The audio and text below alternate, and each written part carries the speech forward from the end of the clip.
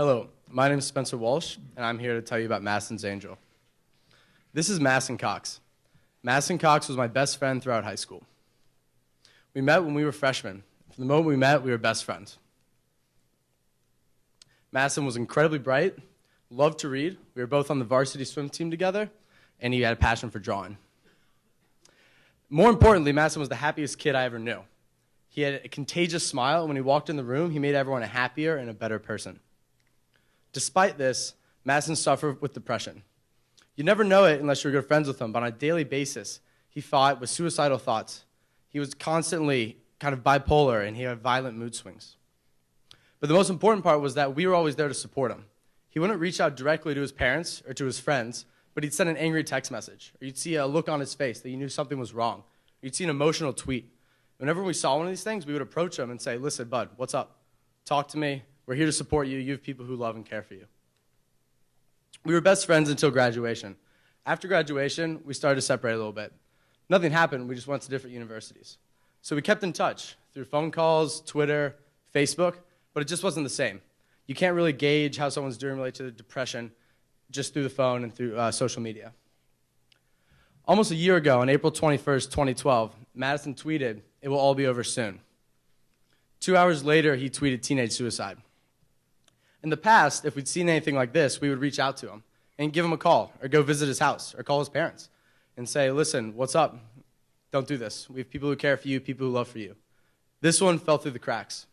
Matt received no response from anyone, not a friend, not a family member, not anyone on Twitter. 2 hours later, Madison committed suicide. The next week, when I was sitting at the funeral, surrounded by 500 weeping people, I took a look around and said, there's no way that he would have ever done what he did if he knew how many people loved and cared for him. But the problem is that the decision to commit suicide is made in moments of intense emotional stress. You're not thinking rationally. You're not thinking clearly. The takeaways from this were 3 items. The first was that we all just wish we had the opportunity to call and talk to Madison before he took his life. We wish we'd seen that tweet, and we wish we'd given him a call. The second was that this is not an isolated incident. In the past year alone, there have been over 200 cases of individuals tweeting that they're going to commit suicide and then following up with it after receiving no support. Millions of teenagers on Twitter tweet about their feelings, their depression, their emotions every single day and don't receive any support. The third is we wanted to make sure that something like this never happened again, and that's why we built Madison's Angel. So here's a quick example of how Madison's Angels work. Here's Billy Baseball. Billy Baseball struggles with depression. He uses Twitter to express his feelings. This is Billy's parents. Billy's parents are worried about Billy, know he's diagnosed with depression, and so they register his Twitter handle at madisonsangel.com. When Billy tweets anything, it immediately goes to our algorithm on our Madison's Angel server. This detects if it's anything related to depression or suicide. If it is, we'll immediately alert his parents within 3 to 5 seconds by text message with exactly what the tweet says. It's then up to the parent to determine how they should deal with the situation, right? Whether they should call their kid, whether it's not a big deal, or exactly how they should take care of it. But the most important thing is that they are there to support their kid when their kid needs them the most. Most kids are scared to reach out to their parents with their depression. When looking at teen depression in the U.S., 1 in 5 teenagers suffers from clinical depression. This gives us 8.5 million teenagers. 4.4 million of them are Twitter users. As I said earlier, the big problem today is that teens are scared to reach out to their parents with depression.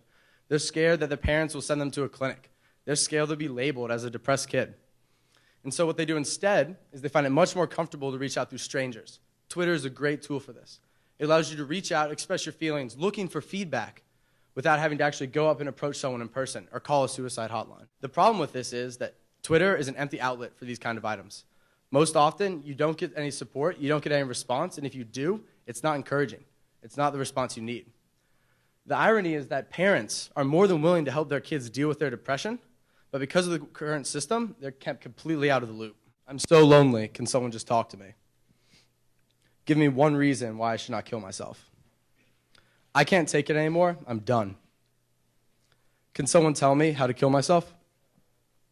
These were all the last tweets that these person ever said after receiving no response this past year before they killed themselves.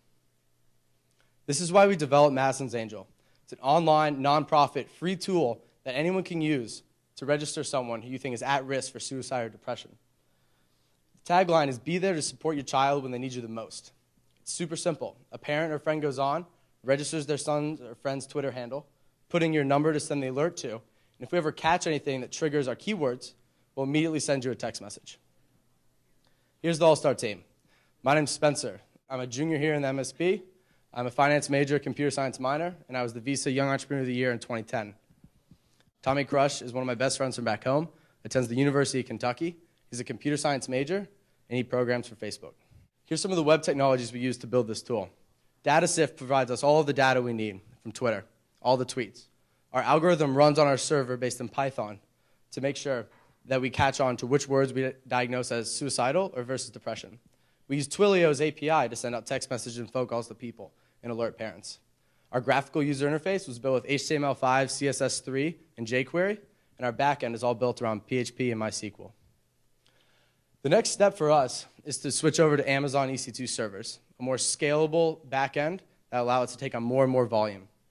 The second is to revamp our user interface, and the third is to start a marketing campaign. We have a product that's built that costs hardly anything, that runs on a variable cost model and has a solid revenue stream, but we need to start getting it out there. We've been working with the American Foundation for Suicide Prevention to help this process, and we're ready to begin this. We've even been talking with people like Anderson Cooper, who have personally been affected with sibling suicide, who are willing to go out and support us.